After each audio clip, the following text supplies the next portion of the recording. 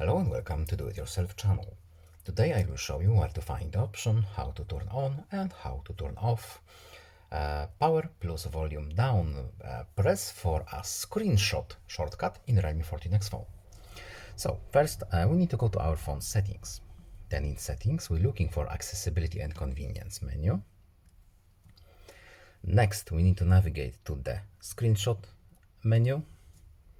And here we have our screenshot gestures and other options. At the top we have explanations with moving pictures even, and here we have our screenshot gestures portion of the menu.